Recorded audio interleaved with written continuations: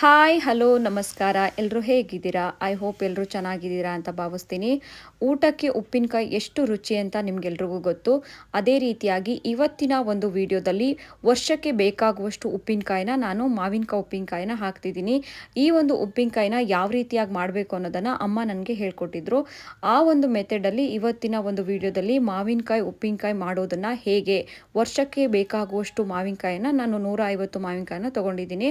ಮಾವಿನಕಾಯಿನ ಚೆನ್ನಾಗಿ ವಾಶ್ ಮಾಡಿ ಅದನ್ನು ಒಂದು ಮಾವಿನಕಾಯಲ್ಲಿ 7-8 ಭಾಗಗಳನ್ನಾಗಿ ಕಟ್ ಮಾಡಿಕೊಂಡು ತಗೊಳ್ತಿದ್ದೀನಿ.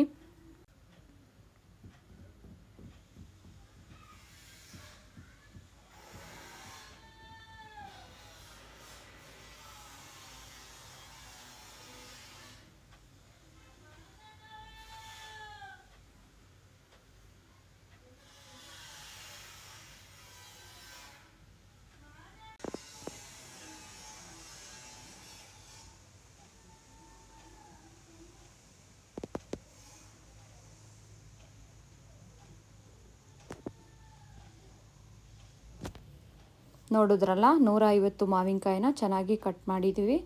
ಈ ಒಂದು ಮಾವಿನಕಾಯಲ್ಲಿ ಬರುವಂತಹ ಓಟೆಯನ್ನು ಸಪ್ರೇಟಾಗಿ ಮಾಡಿದ್ದೀವಿ. ಕೆಲವರು ಯಾವ ರೀತಿಯಾಗಿ ಮಾವಿನಕಾಯಿ ಉಪ್ಪಿನಕಾಯಿ ಹಾಕ್ತಾರೆ ಅಂತ ಈ ರೀತಿಯಾಗಿ ಕಟ್ ಮಾಡಿ ಅದನ್ನೇ 2-3 ದಿನ ಉಪ್ಪಲ್ಲಿ ನೆನೆ ಹಾಕ್ತಾರೆ. ಆದರೆ ನಾನೇನು ಮಾಡ್ತಿದ್ದೀನಿ ಈ ಒಂದು ವಿಡಿಯೋದಲ್ಲಿ ಅಂದರೆ ಡೈರೆಕ್ಟಾಗಿ ಒಗ್ಗರಣೆ ಹಾಕಿಬಿಡ್ತಿದ್ದೀನಿ. ಅಂದರೆ ಖಾರ, ಉಪ್ಪು, ಮಸಾಲೆಯನ್ನು ಒಟ್ಟಿಗೆ ಹಾಕಿ ಒಂದು ವರ್ಷಕ್ಕೆ ಆಗುವಷ್ಟನ್ನು ಅಂದರೆ ಸಪ್ರೇಟಾಗಿ ಒಂದು ಭರಣಿಲಿ ಹಾಕಿಡ್ತೀನಿ. ಯಾವ ರೀತಿಯಾಗಿ ಮಸಾಲೆನ ಮಿಕ್ಸ್ ಮಾಡ್ತೀನಿ, ಎಷ್ಟು ಯಾವ ಪ್ರಮಾಣದಲ್ಲಿ ಮಸಾಲೆಯನ್ನು ಸೇರಿಸ್ತೀನಿ ಅನ್ನೋದನ್ನು ಸಹ ನಾನು ಹೇಳ್ತಾ ಹೋಗ್ತೀನಿ. ನೋಡಿದ್ರಲ್ಲ, ಮಾವಿನಕಾಯಿ ಒಳಗಿರುವಂಥ ಒಂದು ಬೀಜ ಅಥವಾ ಓಟೆಯನ್ನು ಸಪ್ರೇಟ್ ಮಾಡಿದ್ದೀನಿ. 150 ಮಾವಿನಕಾಯಿಗೆ ನಾನು ಅರ್ಧದಿಂದ 3/4 ಲೀಟ್ರು ಒಳ್ಳೆ ಎಣ್ಣೆಯನ್ನು ಬಳಸ್ತಾ ಇದ್ದೀನಿ. ಅಡುಗೆಗೆ ಬಳಸುವಂತಹ ಒಂದು ಸನ್ಫ್ಲವರ್ ಆಯಿಲನ್ನು ಬಳಸ್ತಾ ಇದ್ದೀನಿ. ಅರ್ಧದಿಂದ 3/4 ಲೀಟ್ರನ್ನು ಹಾಕ್ತಿದ್ದೀನಿ. ಅದಕ್ಕೆ ಮೊದಲನೇದಾಗಿ ಸಾಸಿವೆಯನ್ನು ಸಹ ನಾನು ಹಾಕ್ತೀನಿ. ಮೊದಲನೇದಾಗಿ ಹೇಳಬೇಕು ಅಂದರೆ ಬಹುಮುಖ್ಯವಾಗಿ ಮಾವಿನಕಾಯಿ ಉಪ್ಪಿನಕಾಯಿಗೆ ಸಾಸಿವೆ ಅನ್ನೋದು ಮುಖ್ಯವಾಗಿರುತ್ತೆ. ಈ ಒಂದು ಸಾಸಿವೆ, ಇಂಗು ಮತ್ತು ರುಚಿಗೆ ತಕ್ಕಷ್ಟು ಉಪ್ಪು, ಖಾರದ ಪುಡಿ ಇದ್ದರೆ ಮಾತ್ರ ಹದವಾಗಿ ವರ್ಷಾನುಗಟ್ಟಲೆ ಈ ಒಂದು ಉಪ್ಪಿನಕಾಯನ್ನು ಇಟ್ಟು ನಾವು ತಿನ್ಬೋದು. ಇನ್ನೊಂದು, ಈಗ ಮೊದಲನೇದಾಗಿ ಸಾಸಿವೆಯನ್ನು ಸಿಡಿಸಿದ್ದಾಯಿತು. ಎರಡನೇದಾಗಿ ನಾನು ಬೆಳ್ಳುಳ್ಳಿ ಪೇಸ್ಟನ್ನು ಸಹ ಮಾಡ್ಕೊಂಡಿದ್ದೀನಿ. ಬೆಳ್ಳುಳ್ಳಿ ಒಂದು 150 ಉಪ್ಪಿನಕಾಯಿಗೆ 1/4 kgಗಿಂತ ಸ್ವಲ್ಪ ಜಾಸ್ತಿನೇ ಸಹ ಬೆಳ್ಳುಳ್ಳಿ ಸಿಪ್ಪೆ ತೆಗೆದು ಚೆನ್ನಾಗಿ ಬಿಡಿಸಿ ಅದನ್ನು ಜಜ್ಜಿ ಬಳಸ್ತಾ ಇರೋದು. ಮಿಕ್ಸಿ ಮಾಡಿ ಸಹ ಹಾಕ್ಬೋದು, ಬಟ್ ನಾನಿಲ್ಲಿ ಚೆನ್ನಾಗಿ ವರ್ಷವಿಡೀ ಇಡೋದ್ರಿಂದ ಚೆನ್ನಾಗಿ ಜಜ್ಜಿ ಒರಳುಕಲ್ಲಲ್ಲಿ ಜಜ್ಜಿ ಈ ಒಂದು ಬೆಳ್ಳುಳ್ಳಿನೂ ಸಹ ಹಾಕ್ತಾ ಇದ್ದೀನಿ. ಇನ್ನು ಸ್ವಲ್ಪ ಅರಿಶಿನ ಪುಡಿನೂ ಸಹ ನಾನು ಬೆರೆಸ್ತಾ ಇದ್ದೀನಿ. 2 ಟೇಬಲ್ ಸ್ಪೂನ್ ಅರಿಶಿನವನ್ನು ಹಾಕಿ ಚೆನ್ನಾಗಿ ಮಿಕ್ಸ್ ಮಾಡ್ತಾ ಇದ್ದೀನಿ.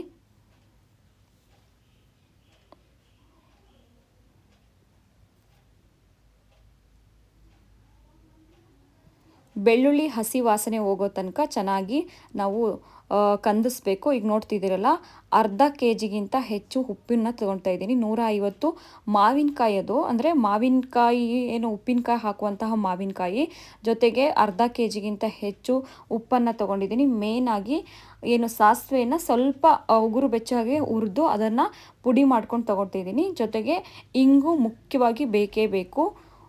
1 ಟೇಬಲ್ ಸ್ಪೂನಷ್ಟು ಇಂಗನ್ನು ಸಹ ನಾನು ಬಳಸ್ತಾ ಇದ್ದೇನೆ. ಇನ್ನು ರುಚಿಗೆ ತಕ್ಕಷ್ಟು ಖಾರ ಬೇಕೇ ಬೇಕು, ಯಾಕೆಂದರೆ ಹುಳಿ ಮಾವಿನಕಾಯಿ ಆಗಿರೋದ್ರಿಂದ ನಾನಿಲ್ಲಿ ಒಂದು ಅರ್ಧ kgಯಷ್ಟು ಖಾರದ ಪುಡಿಯನ್ನು ಸಹ ಬಳಸ್ತಾ ಇದ್ದೀನಿ.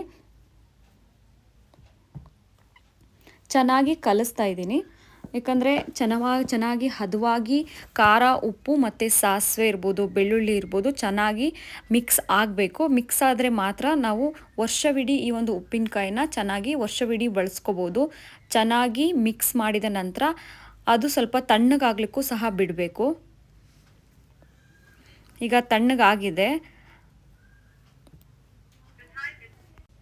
ತಣ್ಣಗಾದ ನಂತರ ಏನು ಮಾವಿನಕಾಯಿನ ಸಪ್ರೇಟಾಗಿ ಮಾಡಿಟ್ಟು ಅದಕ್ಕೆ ಎಷ್ಟು ಒಂದು ಪ್ರಮಾಣದಲ್ಲಿ ನಾವೀಗ ಒಂದು ಮಸಾಲೆಯನ್ನು ರೆಡಿ ಮಾಡ್ಕೊಂಡಿದ್ದೋ ಆ ಒಂದು ಮಸಾಲೆಯನ್ನು ಈ ಒಂದು ಉಪ್ಪಿನಕಾಯಿಗೆ ಏನು ಬಳಸ್ತಾ ಇದ್ದೀವಿ ಮಾವಿನಕಾಯಿಗೆ ಚೆನ್ನಾಗಿ ಕಲಿಸ್ಬೇಕು.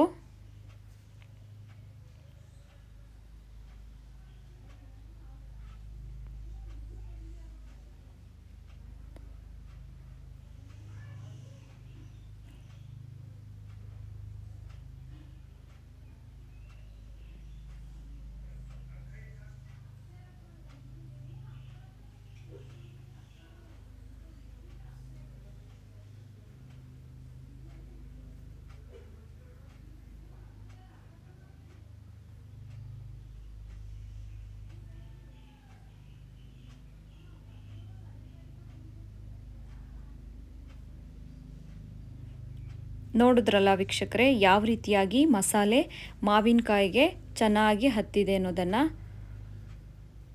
ಇದಕ್ಕೆ ಎಣ್ಣೆ ತುಂಬ ಇಂಪಾರ್ಟೆಂಟು. ಚೆನ್ನಾಗಿ ಎಣ್ಣೆಯೂ ಸಹ ಇರಬೇಕು. ರುಚಿಗೆ ತಕ್ಕಷ್ಟು ಖಾರ ಉಪ್ಪು ಎಷ್ಟು ಇಂಪಾರ್ಟೆಂಟೋ ಅದೇ ಪ್ರಮಾಣದಲ್ಲಿ ನಾವು ಎಣ್ಣೆಯನ್ನು ಸಹ ಚೆನ್ನಾಗಿ ಹಾಕಬೇಕು. ಯಾಕಂದರೆ ವರ್ಷವಿಡೀ ಇಟ್ಟು ತಿನ್ನಬೇಕು ಅಂದರೆ ಸರಿ ಪ್ರಮಾಣದಲ್ಲಿ ಎಣ್ಣೆ ಖಾರ ಉಪ್ಪು ಚೆನ್ನಾಗಿ ಹದವಾಗಿ ಇರಲೇಬೇಕು. ನೋಡ್ತಾ ಇದ್ದೀರಲ್ಲ ಯಾವ ರೀತಿಯಾಗಿ ಕಾಣ್ತಾ ಇದ್ದರೆ, ನೋಡಿದ್ರೆ ಬಾಯಲ್ಲಿ ನೀರು ಬರುತ್ತೆ.